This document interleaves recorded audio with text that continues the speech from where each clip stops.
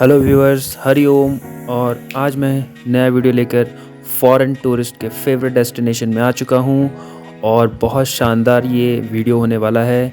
इसको लास्ट तक देखें, बहुत सारी चीज़ें आपको सीखने को भी मिलेंगी और बहुत सारी चीज़ें इसमें आप नई भी देख पाएंगे। तो इसमें मैं आपको बताऊँगा इस वाटरफॉल के बारे में, यहाँ का रूट, और एजुकेशन पर्पज़ से अगर आप देखना चाहते हैं तो उससे भी बहुत सारी चीज़ें लिंक करेंगी। चलिए वीडियो शुरू करते हैं। तो आज हम आ गए हैं उत्तराखंड राज्य के देहरादून में और ऋषिकेश इसी का एक पार्ट है। यहीं पर है ये नीर घर फॉल, या जिसे नीर गाडू भी बोलते हैं और नीर फॉल भी बोलते हैं। बहुत शानदार ये नज़ारे हैं यहाँ के। ऋषिकेश आने वाले मैक्सिमम फॉरेन टूरिस्ट जो होते हैं वो नेचर लवर होते हैं और ट्रैकिंग और मतलब इस टाइप के एडवेंचर स्पोर्ट्स में बिलीव करते हैं। तो हम भी देहरादून से निकल चुके हैं इस वाटरफॉल को देखने के लिए। अभी हम हैं थानों वाले रोड पे। आप महाराणा प्रताप चौक से थानों वाले रोड पे आ सकते हैं। बहुत शानदार ये रास्ता है, इसमें आप चलते जाएंगे तो आपको नेचर के भी कई सारे नज़ारे देखने को मिलेंगे। और इसी रोड पे चलते हुए आपको सीधे पहुंचना है नटराज चौक, और वहां से फिर मैं आपको अच्छे से गाइड करूंगा क्योंकि वहीं पे कन्फ्यूजन शुरू होता है। वाटरफॉल की बात हुई है तो क्या आप जानते हैं विश्व का सबसे ऊंचा वाटरफॉल किस देश में है, कौन से कॉन्टिनेंट में है, कौन सी नदी पर है और उसका क्या नाम है? विश्व का सबसे ऊंचा वाटरफॉल है एंजल वाटरफॉल, एंजल जलप्रपात, जो कि वेनेजुएला कंट्री में है। और वेनेजुएला साउथ अमेरिका का एक कंट्री है जो कि ब्राज़ील के थोड़ा सा ऊपर है। आप अगर मैप में देखें तो आपको इजीली दिख जाएगा। ये वाटरफॉल जो है कैरेप नदी बनाती है, और कैरेप नदी भी एक दूसरी चुरून रिवर की एक ट्रिब्यूटरी है। और ये जो चुरून रिवर है ये भी एक बड़ी नदी कराओ उसकी ट्रिब्यूटरी है, या कि उसकी सहायक नदी है। इस वाटरफॉल की ऊंचाई 979 मीटर है। यूनेस्को की विश्व धरोहर में ये शामिल है। और इतना ऊंचा जलप्रपात है कि जब ऊपर से पानी गिरता है तो गिरते गिरते ही आधे से ज़्यादा पानी इवेपोरेट यानी कि वाष्पीकृत हो जाता है। तो जैसा हम बात कर चुके हैं कि फॉरेन टूरिस्ट का ये फेवरेट डेस्टिनेशन है, तो आप भी यहाँ आ सकते हैं। और अब हम भी ऊपर चलते हैं ट्रैकिंग पे। 15 से 20 मिनट की ट्रैकिंग होने वाली है। अगर आप भी यहाँ आने का मन बना रहे हैं तो आ सकते हैं। गर्मियों का सीज़न शुरू हो चुका है। और अपने साथ एक पानी की बोतल ज़रूर लेके आएँ। पानी की बोतल अगर पहले से ही भरी है तो अच्छा है, क्योंकि ऊपर झरने में लोग नहाते हैं और वही पानी फिर नीचे आता है। ग्रीन टैक्स की जो हमारी 30 रुपये की एक पर्ची कटी थी, और वो टिकट अब यहाँ पर चेक होती है, तो उसको फेंके ना, अपने पास ही रखें, यहाँ पे वो काम आएगी। और यहीं पर आगे बढ़ते हुए हमें कुछ डॉग लवर्स और कुछ फॉरेनर्स दिखे जिन्हें कि बहुत ज़्यादा गर्मी लग रही थी। मैगी पॉइंट्स आपको यहाँ पर इजीली अवेलेबल हैं और चेंजिंग रूम भी आपको यहाँ पे मिल जाएंगे। और फूड की अगर बात करें तो फूड आप अपने साथ भी लेके आ सकते हैं और यहाँ पे भी इंजॉय कर सकते हैं। फूड यहाँ पर थोड़ा सा एक्सपेंसिव ज़रूर मिलता है आपको, लेकिन वो यहाँ वालों की भी मजबूरी है, नीचे से ऊपर तक लेके आना पड़ता है। तो और क्या आप जानते हैं कि विश्व का सबसे चौड़ा यानी कि वाइडेस्ट वाटरफॉल कहाँ है, किस नदी पर है? तो यह है विक्टोरिया फॉल्स, जो कि अफ्रीका कॉन्टिनेंट में है, ज़ाम्बेजी रिवर पर है। और इसकी चौड़ाई है लगभग 1700 मीटर यानी कि 1.25 किलोमीटर के आसपास। इसे अफ्रीकन लैंग्वेज में मौसी ओआ तुन्या के नाम से भी जाना जाता है, जिसका मतलब होता है धुआं जो गरजे। और काफ़ी दूर से इसके गिरने की गर्जना सुनाई देती है, इसलिए इसको बोला जाता है। ये वाटरफॉल ज़ाम्बिया और जिम्बाब्वे की बॉर्डर पर स्थित है। फॉरेनर टूरिस्ट यहाँ पर जो है योगा और ध्यान सीखने आते हैं, और उसी के साथ अपनी एक एक्स्ट्रा स्किल जिसे इंस्ट्रूमेंट प्ले करना वो भी सीखते हैं। उससे भी ध्यान में फ़ायदा होता है। तो अगर आपको भी ध्यान थोड़ा सा और स्ट्रॉन्ग करना है तो कोई भी एक इंस्ट्रूमेंट आप सीख सकते हैं। और ट्रैकिंग में यहाँ पर बहुत मज़ा आ रहा है, क्योंकि थोड़ी गर्मी भी लग रही है, नहाने का भी मन हो रहा है यहाँ पर।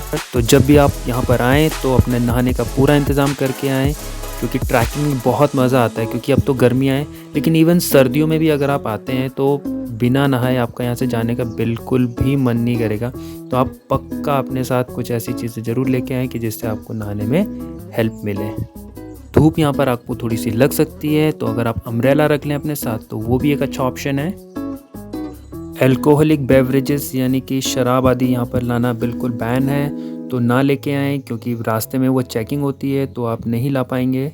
इसलिए फैमिली और फ्रेंड्स के साथ आएँ, इसको एंजॉय करें और प्रकृति के कुछ शानदार नज़ारों को अपने कैमरे में कैप्चर करते हुए आगे बढ़ेंगे। और नहाने के ऑप्शंस मैं आपको बता दूं, कई जगह नहाने के ऑप्शंस आपको मिल जाएंगे, छोटे छोटे स्पॉट्स हैं।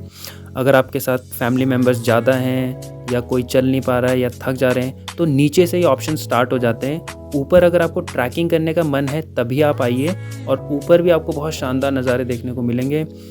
और अब हम आ गए हैं इस नीरगढ़ फॉल के टॉप में, इसी को हम देखने आए थे। और अगर आप भी इसको महसूस करना चाहते हैं तो खुद आप यहाँ पे आएँ, इसको महसूस करें। प्रकृति की गोद में बसा है नीरगढ़ फॉल आपको एक बहुत ही सुखद एक्सपीरियंस ज़रूर देगा। और मुझे लगता है कि देहरादून में भी ऐसे कई लोग होंगे जिनको नीरगढ़ फॉल के बारे में कोई इन्फॉर्मेशन, कोई जानकारी नहीं होगी। तो अगर आप मेरे इस वीडियो को एंजॉय कर रहे हैं तो इसे अपनी फ्रेंड्स और अपनी फैमिली के साथ शेयर कर सकते हैं। फिर आपको किसी को यहाँ पे मना के लाने की ज़रूरत नहीं पड़ेगी। वीडियो देखने के बाद वो डेफिनेटली यहाँ पे आना चाहेगा, ट्रैकिंग करना चाहेगा, यहाँ की आबो हवा को महसूस करना चाहेगा। और मेरे हिसाब से घूमना भी जो है योगा का ही एक पार्ट है, जो आपको मानसिक शांति देता है और आपको कुछ अच्छे एक्सपीरियंस देता है। अब आ गया है घर वापस जाने का समय, और हम भी अब चल पड़े हैं यहाँ पे कुछ अच्छे एक्सपीरियंस लेके और अच्छी सी यादें लेके। और चलिए बात कर लेते हैं कुछ और भारत के वाटरफॉल्स की। कौन से भारत के 10 सबसे ऊंचे वाटरफॉल्स हैं उनके बारे में जानते हैं। चलिए तो जानते हैं भारत का सबसे ऊंचा जलप्रपात, यह है कुचिकल वाटरफॉल्स, जो कि कर्नाटक ज़िले में पड़ता है। और शिमोगा जो डिस्ट्रिक्ट है वहाँ पर ये है। 455 मीटर ऊंचा ये झरना है, जो कि वेस्टर्न घाट के अंडर में आता है। और जिस नदी पर ये है उसका नाम है वाराही। दूसरा सबसे ऊंचा झरना है बरेही पानी, ये पड़ता है उड़ीसा के मयूरभंज ज़िले में। 399 मीटर ऊंचा ये झरना है। और मेघासुनी पर्वत, ये आपका ईस्टर्न घाट का पार्ट है, और यहाँ पर एक नदी है बुद्ध बलंगा, उसका ये पार्ट है। तीसरा सबसे ऊंचा झरना है नोह कालिकाई झरना, ये मेघालय में पड़ता है। और खासी हिल्स, 3 हिल्स हैं वहाँ पर, गारो, खासी और जैंतिया, उसमें से खासी हिल्स में ये है। 340 मीटर इसकी लेंथ है, और चेरापूंजी के पास ये पड़ता है। क्योंकि एक पहाड़ी से निकलता है इसलिए कोई भी नदी इसका सोर्स नहीं मानी जाती है। नॉर्थ ईस्ट का भी ये सबसे ऊंचा वाटरफॉल है। चौथा सबसे ऊंचा झरना है दूध सागर झरना, जो कि गोवा में है। 320 मीटर लंबा है ये झरना, जो कि मांडवी नदी पर बनता है। भगवान महावीर स्वामी अभयारण्य के पास मौजूद ये झरना कर्नाटक और गोवा के बॉर्डर पर स्थित है। पांचवा सबसे ऊंचा झरना है नोह स्निंगी थियांग झरना। नोह स्निंगी थियांग झरना ये भी मेघालय में स्थित है, और ये भी खासी हिल्स का एक पार्ट है। 315 मीटर ये ऊंचा झरना। इस झरने को 7 सिस्टर वाटरफॉल या मॉस माई वाटरफॉल भी कहते हैं। 7 भागों में बटा ये मेघालय का जो झरना है मॉस गाई गांव से थोड़ी ही दूरी पर है। छठा सबसे ऊंचा जलप्रपात है काइन रैम जलप्रपात, जो कि मेघालय में पड़ता है। चेरापूंजी के पास ईस्ट खासी हिल जो डिस्ट्रिक्ट है वहाँ पर ये पड़ता है। कोई भी नदी इसका सोर्स नहीं मानी जाती है, क्योंकि ये भी पहाड़ों से ही निकलता है। 7वां सबसे ऊंचा जलप्रपात है मीन मुट्टी जलप्रपात, ये केरल में पड़ता है। वायनाड ये जिला है। 300 मीटर ऊंचा ये झरना कल्लर नदी पर बनता है। 8वां सबसे ऊंचा जलप्रपात है थलैयार जलप्रपात, जो कि तमिलनाडु में पड़ता है। 297 मीटर ऊंचा ये झरना है। इसे रेड टेल्स के नाम से भी जाना जाता है। थैनी जिले में ये पड़ता है। 9वां सबसे ऊंचा जो जलप्रपात है वो है बरकना जलप्रपात, कर्नाटक में पड़ता है, शिमोगा डिस्ट्रिक्ट में। 259 मीटर इसकी हाइट है। सीता नदी इसका सोर्स मानी जाती है। 10वां सबसे ऊंचा जलप्रपात है जोग, या इसको गायर सुप्पा भी बोलते हैं, और महात्मा गांधी जलप्रपात भी इसको बोलते हैं। शरावती नदी पर ये स्थित है। 253 मीटर ये ऊंचा है। 4 छोटे छोटे जलप्रपातों से मिलकर ये बनता है, राजा, रानी, रॉकेट और रोरर। और ये पड़ता है शिवमोगा डिस्ट्रिक्ट में। तो इतनी सारी इन्फॉर्मेशन के बाद अब समय आ गया है घर चलने का। अब हम आपको रूट बताएंगे, कहाँ से आपको आना है, कैसे यहाँ पहुँचना है। तो अभी हम हैं ऋषिकेश में राम झूला के पास, और यहाँ से हम ऋषिकेश बद्रीनाथ हाईवे पे निकल जाएंगे और उसी रोड को हमें फॉलो करना है। फुल्ली इन्फॉर्मेटिव ये वीडियो, अगर आपके घर में छोटे बच्चे हैं तो उनको भी दिखाएं, कोई गवर्नमेंट जॉब की तैयारी कर रहा है तो उसको भी ये वीडियो शेयर कर सकते हैं, शायद कोई काम आ जाए, एग्ज़ाम में कोई क्वेश्चन यहाँ से आ जाए। ऋषिकेश बद्रीनाथ हाईवे की तरफ जाते हुए हमें एक पड़ेगा ट्राई जंक्शन, यहाँ से हमें राइट टर्न लेना है और यही नीलकंठ को भी ये रोड जाता है, लेकिन हमारा जो डेस्टिनेशन है वो उससे थोड़ा पहले है, तो फॉलो हमें इसी रोड को करना है।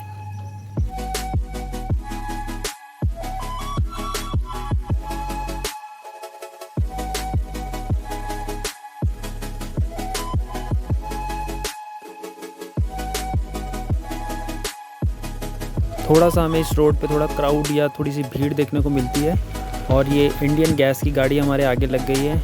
बहुत दूर तक इसने हमें छकाया, फाइनली हमने इसको ओवरटेक किया और आगे बढ़ गए। और यहाँ पे बाइकिंग करने का सच में बहुत मज़ा आता है पहाड़ों पे, मतलब राइड करना बाइक को एक बहुत ही अलग एक्सपीरियंस देता है, तो इसीलिए राइडर्स भी काफ़ी राइडिंग करते हैं पहाड़ों पर, मुझे भी अब पता चल रहा है। और मुझे लगता है कि उत्तराखंड या इस देवभूमि को उत्तराखंड के लोगों से ज़्यादा बाहर के लोग इसको जी के चले जाते हैं, और ऐसा लगता है कि उत्तराखंड के लोगों के लिए ये घर की मुर्गी दाल बराबर जैसी है। बट यहाँ पे सच में कुछ ऐसी चीज़ें हैं जो आपको एक अलग ही दुनिया में लेके जाती है। तो come and experience the paradise of India.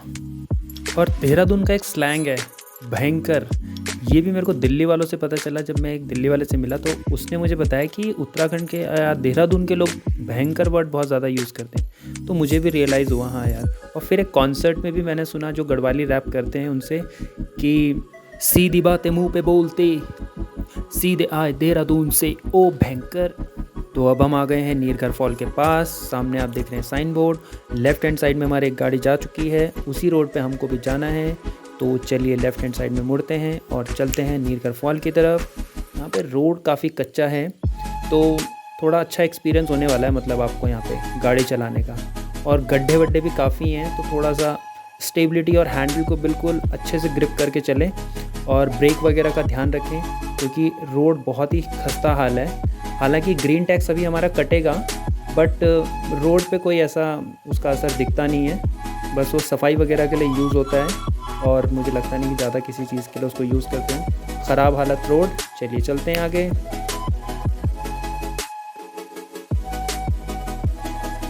तो सिंगल ये रोड है, गाड़ी थोड़ी संभल के चलानी है और इसी रोड को फॉलो करते जाना है। सामने एक चेक पोस्ट पड़ेगा, वो भी वन विभाग वालों का, वहाँ से ग्रीन टैक्स की हमें एक पर्ची लेनी है और उसके बाद हमें आगे एंट्री मिलेगी।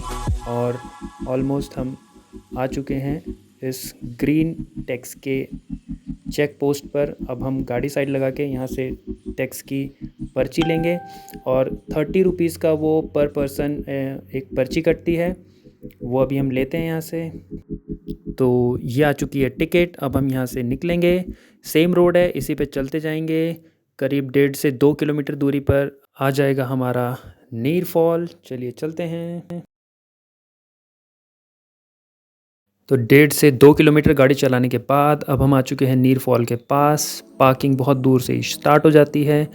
आपके पास अगर अपनी कार है तो आप अच्छे से देख के लगाएं, क्योंकि थोड़ा सा कंजस्टेड रोड है, तो आपको सही जगह पे पार्क करना ज़रूरी है। दूसरी बात है कि अगर आप बाइक से आते हैं तो बाइक की पार्किंग आगे है बिल्कुल नीर फॉल के पास। और अगर आप अपने व्हीकल से नहीं आ सकते हैं और अगर पब्लिक ट्रांसपोर्ट से आना है तो आपको राम झूला के पास से कोई गाड़ी या कोई टैक्सी आपको बुक करके आनी पड़ेगी। कोई यहाँ तक कोई गाड़ी प्रॉपर आती नहीं है, तो उसका आप थोड़ा सा अपना इंतज़ाम करके रखें और यहाँ टाइम से पहुँचे ताकि आप इसको एंजॉय कर सकें। ये है बाइक्स की पार्किंग और ये आगे गाँव की तरफ को रोड जाता है, बट हम अपनी गाड़ी यहीं पर लगाएंगे। तो चलिए पार्क करते हैं और अब इसको आगे देखेंगे। तो वीडियो कैसा लगा अपना फीडबैक देना ना भूलें। और अब मैं आपको छोड़ता हूँ इन कुदरती नज़ारों के बीच, जहाँ पे आपको बहुत सारी ऐसी चीज़ें मिलेंगी जिनको आप लाइव जी सकते हैं। Thank you so much. Video पर अपना फीडबैक देना ना भूलें। वीडियो को लाइक, शेयर और सब्सक्राइब ज़रूर करें। Thank you so much.